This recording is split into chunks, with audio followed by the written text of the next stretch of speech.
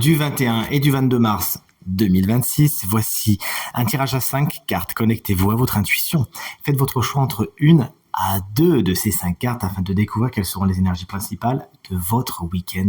Mettez cette vidéo sur pause si vous avez besoin de plus de temps pour faire votre choix et dites-moi bien dans les commentaires quelle carte vous avez choisi. De mon côté, ça sera la 2 et la 4, bon, vous le savez, j'en prends toujours 2.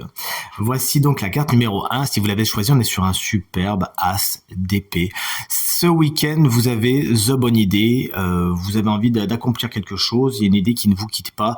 Faites en sorte qu'elle ne reste pas dans votre tête. C'est également une carte qui vous explique que ce week-end, vous êtes dans les discussions franches, clair, il y a peut-être des explications qui sont données et tout ça avec beaucoup d'objectivité et de rigueur. C'est la vérité, rien que la vérité qui vous intéresse ce week-end.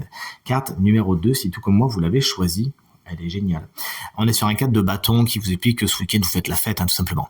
Il y a de la célébration, vous vous entourez de personnes positives, mais c'est également quelque chose qui peut avoir un caractère officiel, puisque le 4 va toujours planter des racines dans la terre, qui nous explique qu'il y a un engagement qui est pris, il y a peut-être un mariage, une célébration officielle d'un diplôme, d'un concours, bref, vous l'aurez compris, le cœur est à la fête ce week-end, tant mieux.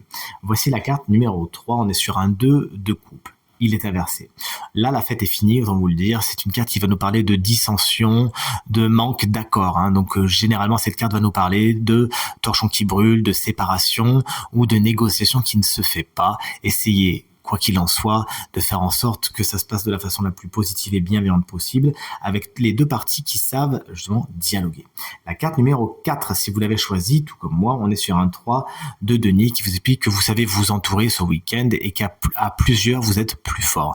Il y a un échange, il y a des partages de connaissances, de compétences, de savoir-faire, qui fait en sorte que vous pouvez construire quelque chose à plusieurs. D'ailleurs, si tout comme moi, vous avez choisi la 2 et la 4, on voit bien une résonance, effectivement, de plusieurs personnes qui se réunissent et qui sont bien ensemble et qui font la fête. Et si en plus, on peut s'apporter des choses, que demande le peuple? Moi, j'ai hâte de ce week-end. Voici la carte numéro 5. On est sur un 5, justement. C'est le 5 de bâton.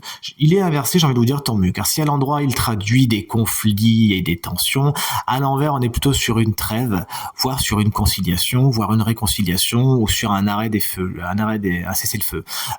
Là, on essaie au moins de discuter, de dialoguer. On verra bien ce qui se passe ensuite. Vous avez les cartes en main, justement. Essayez d'instaurer le dialogue le plus bienveillant et constructif possible afin d'avancer vers une paix durable. C'est ce que je vous souhaite en tout cas et c'est ce que je souhaite au monde également en ce moment.